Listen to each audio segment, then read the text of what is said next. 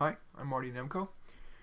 Let's say you want a relationship, but bearing scars from previous ones, you're reluctant to sally forth yet again. Well, maybe one or more of these ideas may help.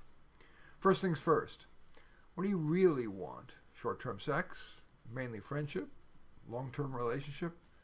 Children? Getting more granular, how important are each of these to you? Physical attractiveness? Playfulness versus seriousness? Intellectuality? A liberal or a conservative worldview? Financial security? Absence of a serious mental or physical problem? And my favorites, kindness and a person who makes me feel good about myself.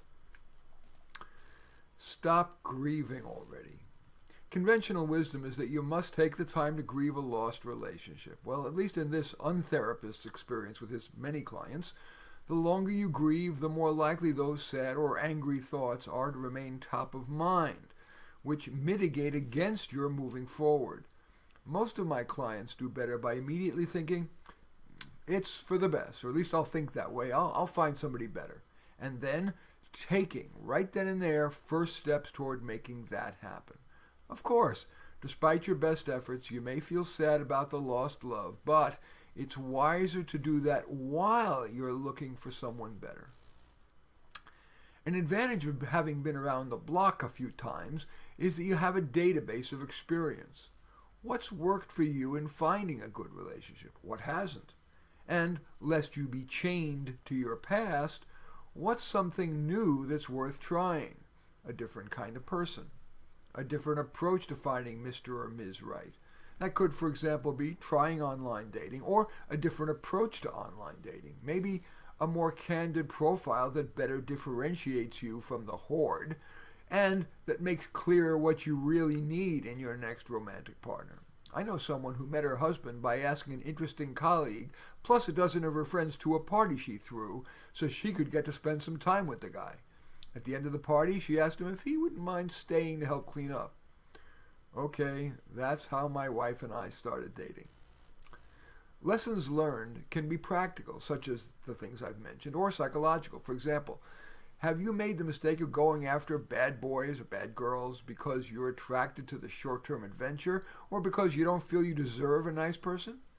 Of course, dating bad boys or bad girls usually makes you pay a big price. Have you been too aggressive or too passive because of your insecurity? Have you been dressing too alluringly or insufficiently alluringly because you dislike your looks or your sexuality?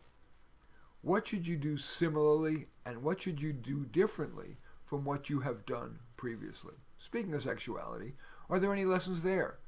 Have you been too giving at your own expense? Not giving enough?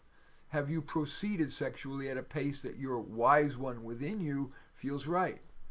Have you conveyed, if only non-verbally, what you like and don't like sexually?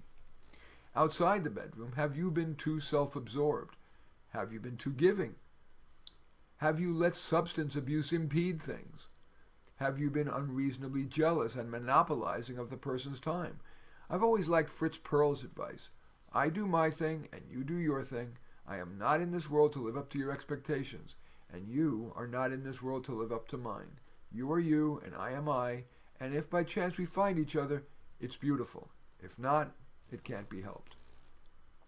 The biggest mistake my relationship-seeking clients make is to not cut losses quickly enough. Often within the first few minutes, you have a good sense of whether that person has relationship potential, like being kind, seeming at least at that point, sexually attractive, intelligent enough. Of course you could guess wrong, but your chances improve by making those judgments quickly. Your relationship finding time will likely yield fruit faster. Sure, if you are unsure, give it a little more time, but as soon as your gut says, probably not, suppress the thoughts of fixing him or her and move on. As my mother used to say, there are lots of fish in the sea. Okay, so let's say you got hurt yet again.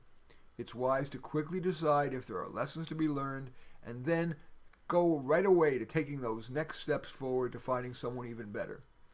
I'm betting you will. Anyway, thank you for watching. I'm Marty Nemko.